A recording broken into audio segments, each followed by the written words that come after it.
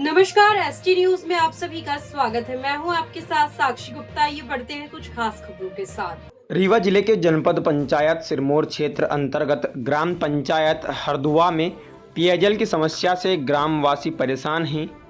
ग्राम पंचायत के सरपंच जय प्रताप सिंह ने हमारे एसटी भारत न्यूज के संवाददाता से बातचीत करते हुए किस प्रकार से प्रशासनिक अव्यवस्था पर चिंता व्यक्त की है। आइए सुनते हैं क्या कुछ कहा सरपंच ने।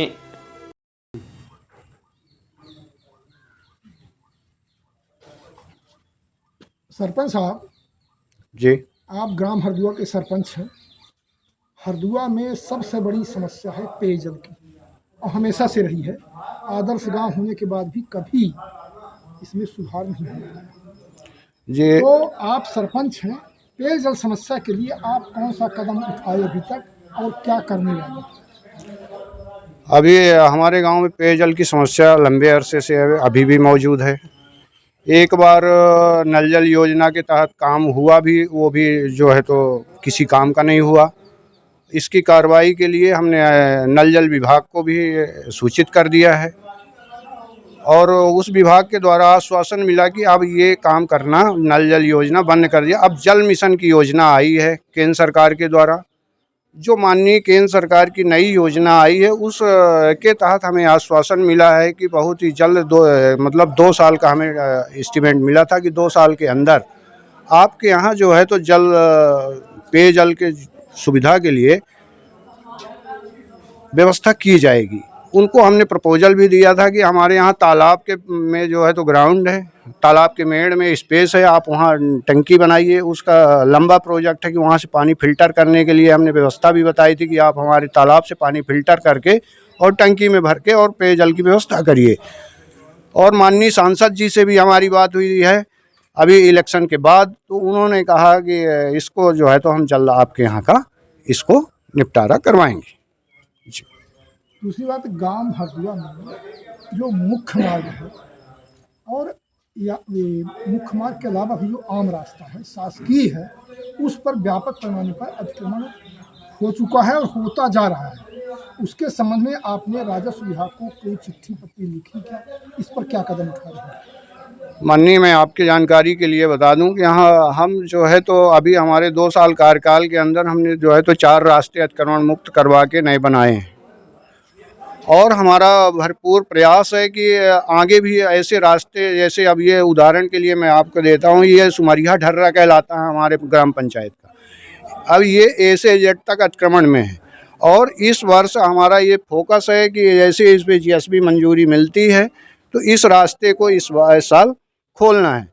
और जो छोटे छोटे जगहों में छोटी छोटी समस्याएं ही बड़ी समस्याएं बन जाती हैं, उन समस्याओं के लिए हम माननीय राजस्व विभाग से आग्रह करके उनसे भी छुटकारा करवाएंगे। लिखित क्या शिकायत की गई कि इस पर हमको स्पष्ट किया जाए, सीमांकन करके उनको चिन्हित किया जाए कि कहाँ अतिक्रमण को हटाने के लिए? कुछ जगहों का स्पॉट चिन्हित करके वहाँ का दिया गया था। जैसे मुख्य मार्ग में क्या किया गया? मुख्य मार्ग जो है, जो PWD के उसमें भी है, और बीच गांव से मुख्य मार्ग जहाँ से बस चलती थी उस मार्ग के लिए उस राजस्व विभाग को आपने क्या लिखा? उस नहीं लिखे हैं अगर तो कब तक लिखेंगे? उस जो PWD का मार्ग है ग्राम पंचायत के हमारे अंदर से होके जाता था, जहाँ मार्ग संकीर्ण हो गए हैं, अब उस संकीर्ण मार्ग न रह जाए उसके लिए हमने जो है ये PWD विभाग वहाँ पंचायत के अधीन ले लिए हैं रास्ते को, और उस कनेक्टिविटी को जो पंचायत PWD का जो मार्ग है कि हमारा इतना है, उसके लिए हमने ये प्रपोजल इनको दे दिया है कि आप PWD विभाग को, उस विभाग को कि ये रास्ते को जो है तो नादाझर जोड़िए। और इसकी मंजूरी भी हो चुकी है माननीय विधायक जी के आश्वासन से। और अगला कदम है कि अब ये बारिश के बाद जो है तो संभवतः इस रास्ते में जो है काम लगने का पूरी उम्मीद है। दूसरा, हमारे गांव में शासकीय उच्चतर माध्यमिक विद्यालय है जी, जिसमें समय से स्कूल लगता नहीं जी, और पढ़ाई भी नहीं हो रही, क्योंकि उसमें नुकसान हमारे गांव के बच्चों का है। जी, और समय से पहले छुट्टी हो जाती है, जी, लेट आते हैं प्राचार्य लोग और पहले छुट्टी करके चले जाते हैं। इसके बारे में आप किसी को प्रपोजल दिए, क्या शिकायत करेंगे? इसमें क्या सुधार करेंगे?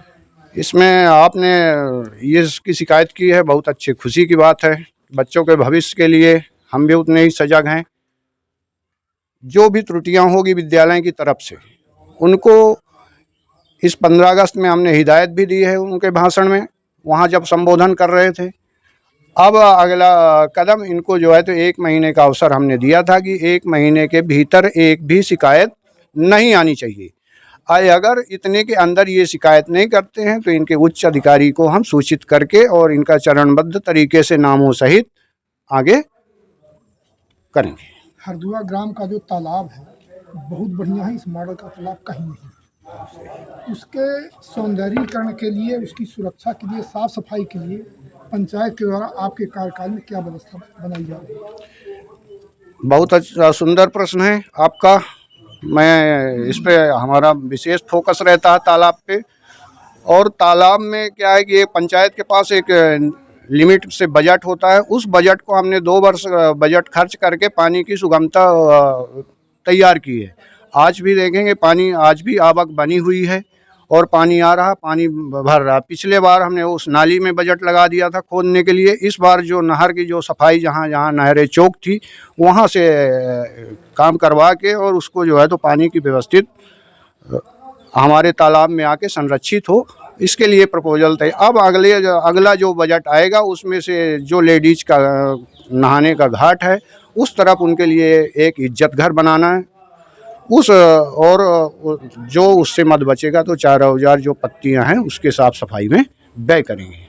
और मंदिर के लिए एक आज हमारी ग्राम सभा थी।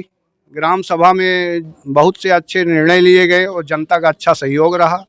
इसके लिए जनता को कोटि कोटि धन्यवाद।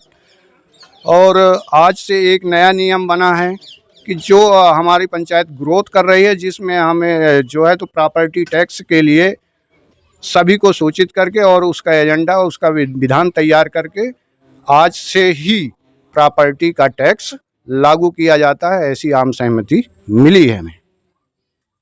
चलिए, मैं आप सभी का धन्यवाद।